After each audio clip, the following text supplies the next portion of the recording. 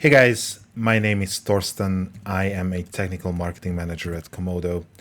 And one of the questions we get the most frequently on this newly announced community portal, which I really encourage you to visit, is how Komodo is different from Ethereum.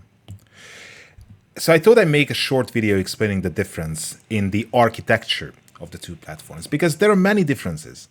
But the most important one is the underlying architecture, which is completely different. So let's get to the heart of it. The most important difference between Komodo and Ethereum is that Komodo is multi-chain and Ethereum is single chain.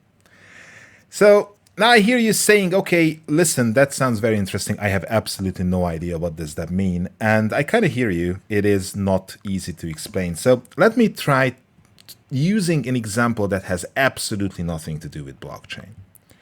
Let's say you want to run a delivery service between two cities. Let's call this city Dragonville.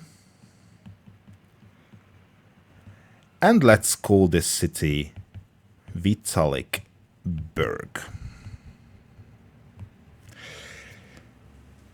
Here is your first transportation company, which we will call EHL. You're trying to run this delivery service on Ethereum. This is the Ethereum chain. It's a road in this example, connecting the two cities.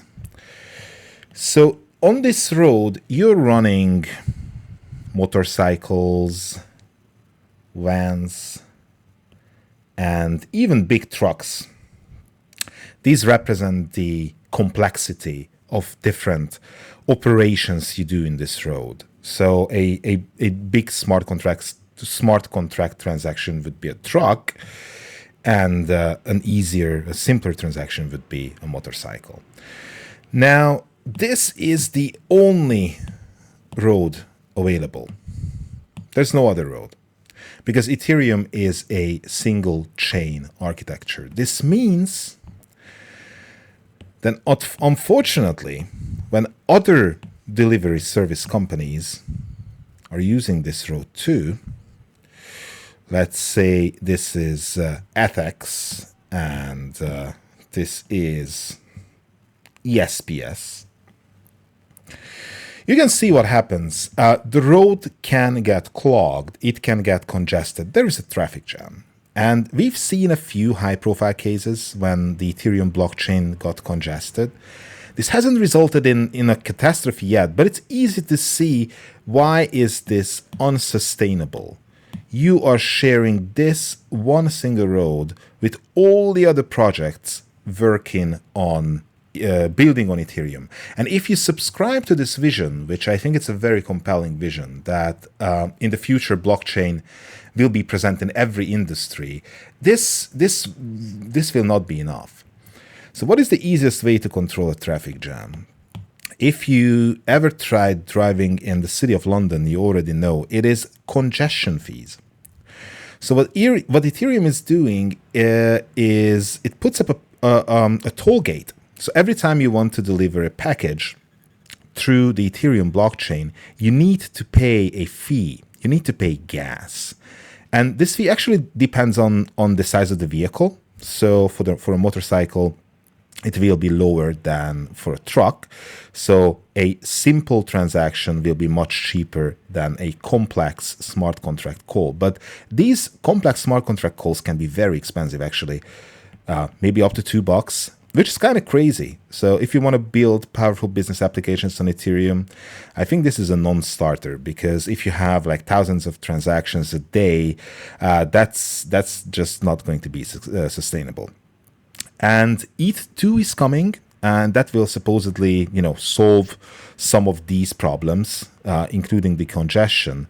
But the transition to ETH2 is something like an open heart surgery or a heart transplant. You're changing the most important part of the system while it's still running. So yeah, we will see. But what if you try to do this on Komodo? Let's say you have this company called KHL. You have the Komodo architecture here, which is not the Komodo chain, it is your own smart chain. You are doing the delivery on this smart chain, and this road here, this road, is yours and yours only. This is not a shared chain, it's not a side chain, it's not a child chain. It's a fully sovereign blockchain just for you to use. And other projects have their own roads, their own smart chains. So here is the other project filling up this road, which belongs to this project and to this project only. So it's almost impossible to clog the chain here because each project is building on its own chain. Now it can happen that you're so good, you clog your own chain. I don't know what you're doing, but it can happen. Now, if this happens, Komodo is designed in a way you can just add new lanes to your chain. You can scale on demand basically infinitely. So I think this shows you why Komodo is so much performant and why Komodo doesn't need gas. So there are no toll gates here. No toll gates. Because you don't have to deal with congestion. Komodo doesn't have gas. You don't need to pay a fee to use the platform. So I hope this was useful. This was informative. If you liked it, please let me know, because I made a few videos like this before with this digital whiteboard style, mostly for my own entertainment, and I kind of like it. So let me know if you like it too. Then I will probably make some more. Thank you for your attention.